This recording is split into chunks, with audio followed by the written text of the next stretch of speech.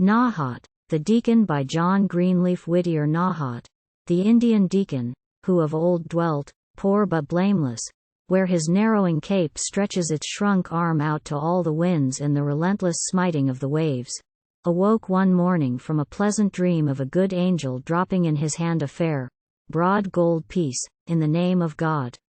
He rose and went forth with the early day far inland, where the voices of the waves mellowed and mingled with the whispering leaves, as, through the tangle of the low, thick woods, he searched his traps.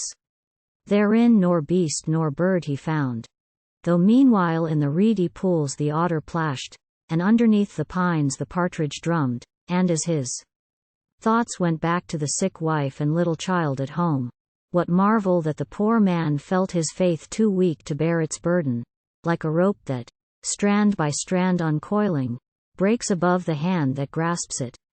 Even now, O Lord, send me, he prayed, the angel of my dream. Nauhaught is very poor, he cannot wait. Even as he spake he heard at his bare feet a low, metallic clink, and, looking down, he saw a dainty purse with discs of gold crowding its silken net.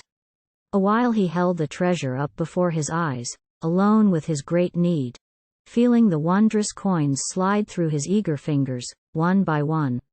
So then the dream was true. The angel brought one broad piece only. Should he take all these? Who would be wiser, in the blind, dumb woods? The loser, doubtless rich, would scarcely miss this dropped crumb from a table always full. Still, while he mused, he seemed to hear the cry of a starved child.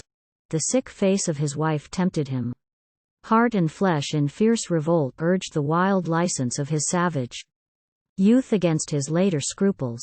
Bitter toil, prayer, fasting, dread of blame, and pitiless eyes to watch his halting. Had he lost for these the freedom of the woods, the hunting grounds of happy spirits for a walled-in heaven of everlasting psalms? One healed the sick very far off thousands of moons ago. Had he not prayed him night and day to come and cure his bed-bound wife?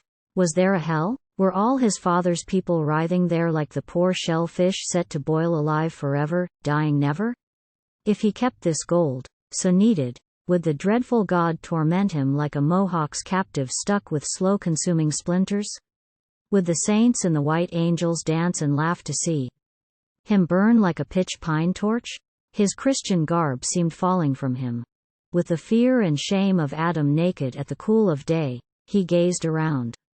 A black snake lay in coil on the hot sand.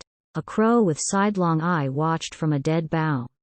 All his Indian lore of evil blending with a convert's faith in the supernal terrors of the book, he saw the tempter in the coiling snake an ominous, black-winged bird, and all the while the low rebuking of the distant waves stole in upon him like the voice of God among the trees of Eden.